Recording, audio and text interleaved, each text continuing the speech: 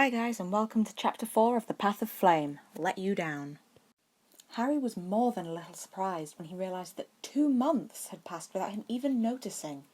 It had been years since he'd been away from his dad for so long, so he'd expected his own homesickness would drag the time out endlessly.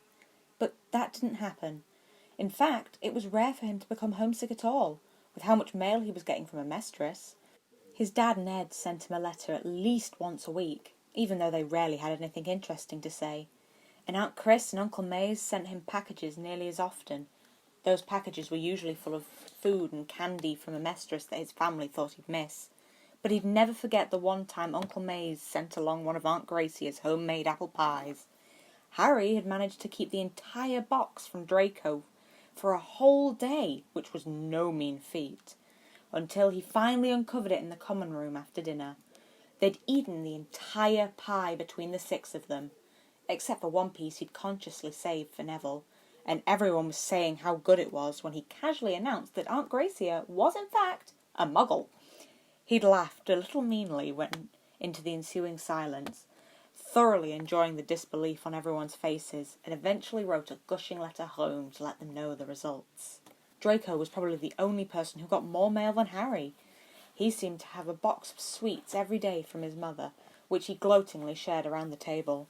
"Well, I can't eat it all myself now, can I?" he asked Harry wryly the first time he'd done this. So Harry was constantly introduced to new types of enchanted candies. None of the other Slytherins, first year or not, got half as much food in the mail as the 2 of them did, and they were always quite popular at the breakfast table as a result. "Why does everything smell like pumpkin?" Harry asked on a quiet morning when neither of them had received a package. "Merlin, I forgot you're not from England," Draco replied with a mournful sigh, setting his silverware down to talk. "Obviously it's a holiday. Today's Halloween, and pumpkin-based food is a tradition. Don't ask me why, though. It's supposed to be a celebration of the dead." Harry looked around the great hall sceptically, taking in the unholiday-like mood and the lack of decorations. "And we don't even get off class?" he asked, disappointed. Draco just laughed at him. "We'll have a feast tonight," Pansy explained, seeming to take pity on Harry's disgruntled expression. "The real celebration tends to be very personal. There's some sort of ritual the older families do, so they probably expect us to go off on our own if we feel the need to do it." Neville was the one who explained what the ritual was for, though. Harry had taken to tutoring Neville in potions before dinner when it became increasingly obvious that the other boy wouldn't pass the class without an intervention. Harry couldn't say that potions was his best subject, of course, but just about anyone was better than Neville, who seemed to be preternaturally disposed towards ruining even the most basic of concoctions. In return, Neville told Harry about any aspect of the wizarding culture that he seemed interested in. Neville was just getting into the description of the ritual itself as they approached the great hall, when they were both distracted by a hushed conversation between a pair of the less offensive first years. "Hermione's locked herself in the bathroom," Parvati Patel was saying to her friend Lavender Brown. She didn't sound as worried about this as Harry had imagined she might be. "Says she wants to be left alone. I don't know what she's crying like that for. It's not like she didn't know Ron was—" Harry and Neville shared a worried look as the conversation passed out of their hearing, but neither of them really knew what to do. They'd noticed that Hermione was alone more often than not, nearly always studying, but Neville was wary of giving the Gryffindor boys another reason to dislike him, while Harry just didn't know how to approach the girl, given the crowd he was usually with. "Well, have a good meal, I suppose," Neville said morosely as they entered the great hall and went their separate ways. Despite the now cheerfully decorated hall, Harry could feel his mood plummet as he walked away from his friend and towards the Slytherin table. Draco, Pansy and Blaise were caught up in an animated discussion about Quidditch when he took his seat next to Draco, so he didn't pay them much attention until he was suddenly hit on the shoulder. "What's your problem, Potter?"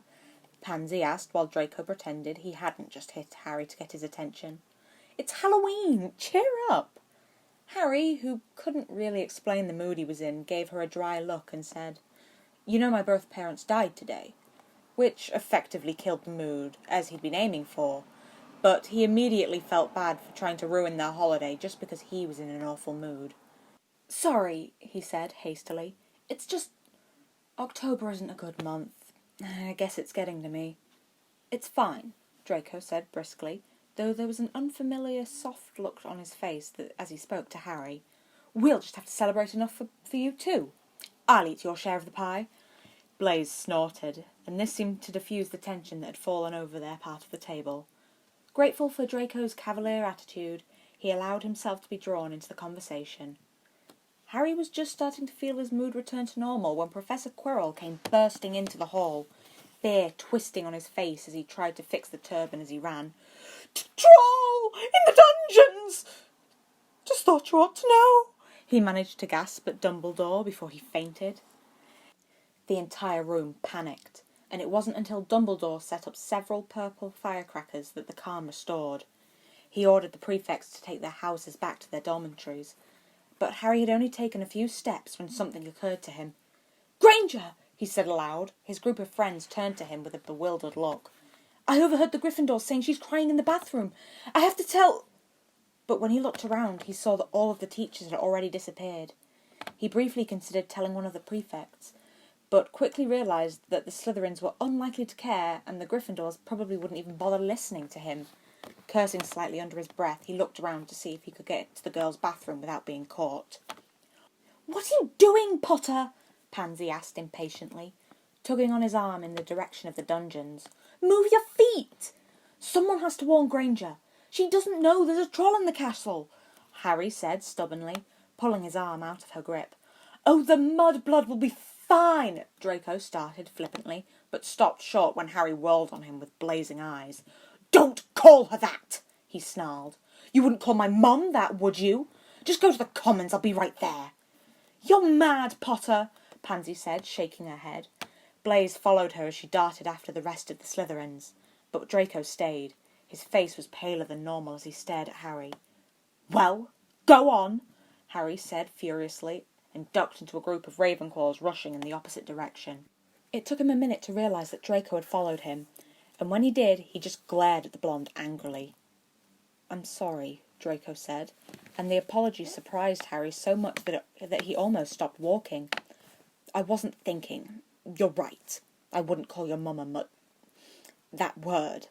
But only because she's your mum, and, well, that isn't fair, is it?" "No, it isn't," Harry said shortly. "Why are you following me?" "Obviously I'm trying to help," Draco replied snidely. Harry shot him a disbelieving look, but Draco's mouth thinned as he glared back. "If the troll's in the dungeon, the last place I want to go is down there. I don't know what the headmaster's thinking, so I'm going with you." "If you insult Granger, I'll smack you," Harry informed him, sliding around the corner of the corridor the bathroom was on. Draco laughed a little, but stopped when they heard footsteps. Sharing an alarmed look, they ducked behind the statue of a griffin and huddled silently together as Snape passed by. "What's he doing?" Harry whispered as soon as the professor disappeared. "Why isn't he down in the dungeon with the rest of the teachers?" "I have no idea," Draco whispered back. They silently crept after Snape's footsteps. "He's going to the 3rd floor. Maybe he suspects someone let the troll in as a distraction. They're too stupid to get into the castle on their own." Harry would have responded, but at that moment an awful smell reached his nose. He made a face, turning to Draco, who looked back at him with his nose wrinkled in disgust. He was just about to ask what that smell was when they heard a low grunting and loud footsteps down a nearby corridor. They glanced down it briefly, then shared a look of horror, and ducked back into the shadows. The troll was moving in their direction, dragging a huge club behind it. Eventually it stopped in a doorway, ears twitching in interest, and slowly made its way into the room. "The key's in the lock," Harry said. "But isn't that the girls' bathroom?" Draco asked. Harry gaped at him, then turned back to stare at the doorway the troll had entered. "We need to find a teacher. There's no way we can—" He was cut off by the sound of a long, terrified scream. Harry didn't even hesitate. He ran in the direction of the bathroom, ignoring Draco shouting for him to stop. He slid to a stop in the doorway, Draco running straight into his back, and took in the scene with some horror. Hermione Granger was on the far side of the room, trying to shrink herself into a corner, and the troll was knocking sinks off the wall as it made its way towards her. "Distract it!" Harry snapped at Draco, ducking forward and grabbing a tap. He threw it against the wall and was gratified to see the troll stop in its tracks, ears twitching again. It turned towards the sound of the noise, stared at Harry dully, and then eventually decided to go for him instead. Harry hadn't counted on this. He stepped back towards the doorway, terrified. "Hey, stupid!" Draco yelled, throwing a loose pipe at its head. The troll didn't seem to notice the pipe hitting it, but it must have heard Draco because it turned around and started towards the blonde instead. Harry shot Draco a grateful look as he darted around the troll and grabbed Hermione's arm. "Come on," he said desperately, half an eye on Draco, who was looking like he might have regretted coming with Harry. Hermione seemed too scared to move, however, and just stared at the troll with her mouth open in horror. "Gryffindors," Harry muttered in exasperation, took stock of his limited options, and then proceeded to do probably the stupidest thing he could. He took a running leap at the troll's back, wrapping his arm around its thick neck, holding onto it desperately. It didn't seem to notice him hanging from it, but he did hear it cry in pain as his wand was unfortunately jammed into a nostril. The troll twisted and flailed, trying to get him off its back, and Harry was just wondering what his dad was going to say when he found out his son had been killed by a troll at school when he heard Draco's voice. "Wingardium Leviosa!" Draco called in a desperate tone. Harry and the troll both looked up as the troll's club jumped high in the air, turned over and fell with a loud clonk on the troll's head. The troll remained standing dumbly for a few seconds, then collapsed with the sound of a falling tree. Harry clambered to his feet shakily. Draco, wand still raised, stared back and forth between Harry and the troll. Is it dead?" Hermione asked timidly, finally pushing herself away from the wall. "I don't think so," Harry said uncertainly, reaching for his wand. "I think it's been knocked out." He pulled his wand free from the troll's nose and gave it a disgusted look.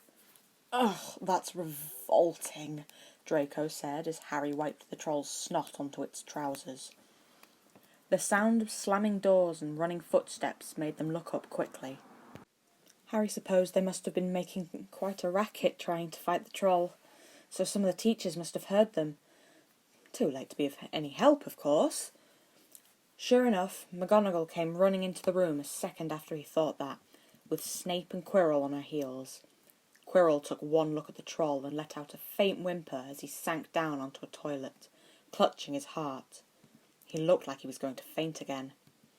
Snape bent over the troll curiously, but McGonagall gave Draco and Harry such a furious look that they found themselves nervously shuffling closer to each other. "What on earth were you thinking of?" she asked, her cold voice shaking slightly. "You're lucky you weren't killed! Why aren't you in your dormitories?" Snape shot Harry a piercing look, and Harry gulped nervously as he squared his shoulders and looked McGonagall in the eye. "I heard Granger was crying in the bathroom, and wouldn't know about the troll," he said, more calmly than he felt. "I couldn't find any teachers, so I thought I'd come warn her. Draco followed me because... He trailed off there, glancing at Draco out of the corner of his eye.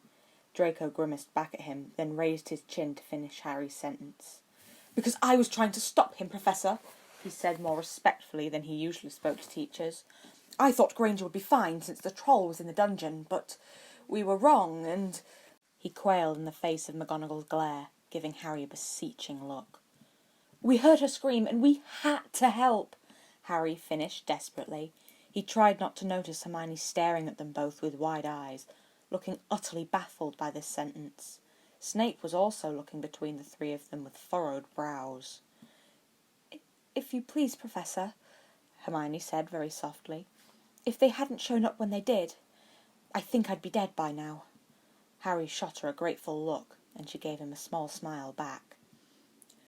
"Well, in that case," McGonagall started slowly, looking between the three of them uncertainly, "that was a very noble thing you did, boys.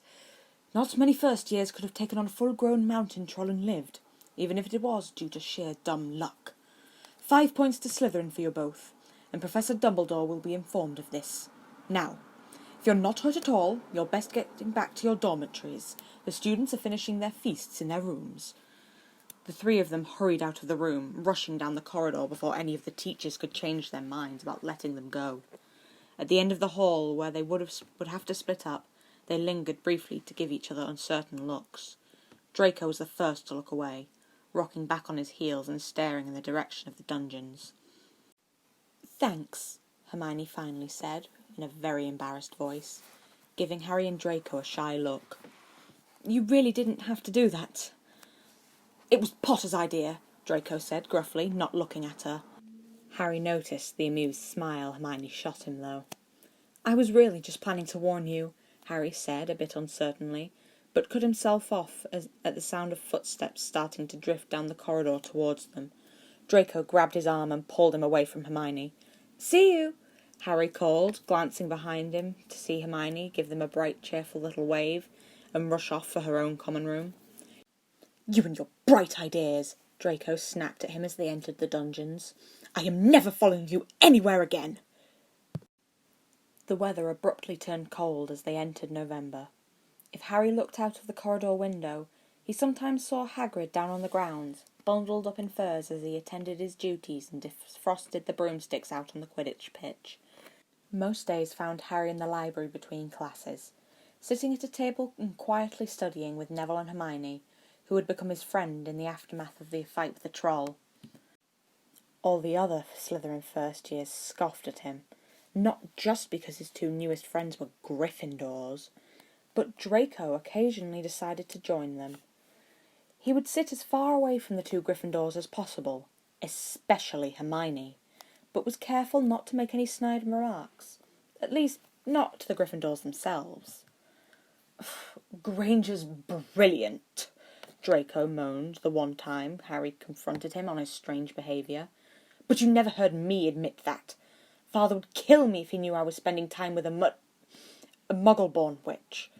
Harry grinned a little, trying not to be proud of Draco's attempt at civility. He still tended to talk down to Hermione and Neville, in the rare instances where he actually spoke to them at all, but he genuinely seemed to be trying to get along with them for Harry's sake. Hermione wasn't very impressed with these attempts. "That snotty little blue blood!" she was known to snarl whenever she wanted to complain about him. Neville seemed too timid to talk much, but Harry didn't really mind. It was enough for him that they didn't outright hate each other. The four of them were studying at a rather secluded table the day before the first Quidditch match of the season. Gryffindor versus Slytherin, of course. But Draco was being unusually restless. He kept glancing out of the window, sighing huffily, playing aimlessly with his quill instead of actually doing his homework or reading. "If you don't want to be here, you're allowed to leave," Hermione said sarcastically, looking up from her book. Once she'd relaxed, Hermione had shown herself to be rather witty on top of her brilliance, with a mean streak that none of them had expected. She didn't usually let the mean streak out, of course, but Draco seemed to be especially irritating her today. "I don't need your permission to do anything, Granger," Draco returned snidely, straightening in his seat and pulling one of his books closer to him. He slumped over it, chin propped up on his hand, but he didn't seem to be actually reading it. Eventually he sighed again, but before Hermione could snap at him, he burst out, "I just don't get it!" "Don't get what?" Hermione asked, because if Draco didn't understand something in their work, she was usually the only one who could explain it to him. This didn't happen often, but that didn't seem to make Draco any happier when he had to listen to her lectures. "It's not schoolwork," Draco said hastily, pointing out the window with his quill. "It's Quidditch. Brooms. Stupid rules that prevent first years from getting on the team. I could be down there preparing to beat your stupid Gryffindor to the snitch, but instead I'm stuck up here studying." "You haven't studied all day," Neville said softly, not looking up from his book in case Draco took an exception to his statement.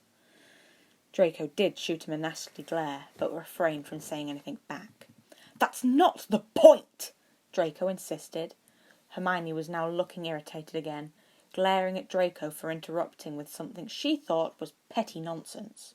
So Harry finally looked up from his own work to engage Draco himself. "You know why the rule's there," Harry said patiently. with a short nod at Neville. Neville's ears reddened in embarrassment, but he didn't say anything. He wasn't going to argue that he should be on the Quidditch team himself. Not everyone grew up riding racing brooms and playing Quidditch, and it wouldn't be fair to those of us who didn't know anything about playing the game. "You could learn. It's not hard," Draco said dismissively. "It's just a stupid rule pandering to—" "If you say Muggleborns, I will kick you," Hermione said venomously. Harry and Neville snorted with laughter while Draco gave her an annoyed look. He didn't finish his sentence, though. "Just suck it up and try next year," Harry sighed, quietly returning to the essay he was writing for Flitwick. "And do your homework, would you? I don't want to listen to you whining while you do it all in the last minute on Sunday again." Draco did kick Harry, staring down at his book with a quiet grumble. Harry shared an exasperated look with Hermione, but at least it was quiet again. At breakfast the next morning, though, Draco was apparently so excited he looked like he was ready to vibrate out of his seat. Harry didn't understand this at all, rolling his eyes at the blonde as he sat down and grabbed some toast before Goyle could get it at all. Draco grimaced back at him, nibbling delicately on some sort of pastry. "You could at least pretend to be excited about the match," Draco whined to him as they made their way down to the Quidditch pitch. He was glaring at the book and parchment Harry was carrying with him to keep himself entertained. He figured while he wasn't actually paying attention to the match, he could get a start on his letter back to his dad. "I don't know enough about the game to care unless I'm playing it," Harry replied dismissively. "And you know I'll still be cheering for Slytherin. It's my house." "That doesn't count as much if you're not even watching," Draco protested. "Oh, give it a rest, Draco," Pansy sighed through the scarf wrapped around her mouth. "Let the boy write his letter and get over yourself." "Yeah, we don't want his dad coming up here because Harry was a day late responding," Blaise added teasingly, nudging Harry in the ribs. Harry glared at him silently, but didn't bother trying to defend himself. One day they'd understand that his dad worried too much and was terrifying besides, and then they'd stop teasing him. Hopefully. They settled on a high bench in the stands, grappling with several other older students to get good seats, and Draco pulled a pair of binoculars out of a pocket and scanned the field. Pansy rolled her eyes and pulled out a book of her own, ignoring the betrayed look Blaise and Draco shot her. Blaise, boredly looking around the stands, suddenly gave a snort of disgust. "Potter, your Gryffindorks are coming," he said. Harry looked up and saw Hermione and Neville were indeed storming up the benches towards them. Neville, who was being pulled along by one arm, gave Harry a rather dismal-looking wave. "Hi, Harry," Hermione said brightly, seating herself on the bench next to him and pulling out a book of her own. "Hey, Hermione. Neville," Harry replied, ignoring the Slytherins beside him grumbling to each other. "Excited for the match?" "Not really," Hermione said, nodding briskly at a gaggle of Gryffindors settling in on one of the other sides of the stands.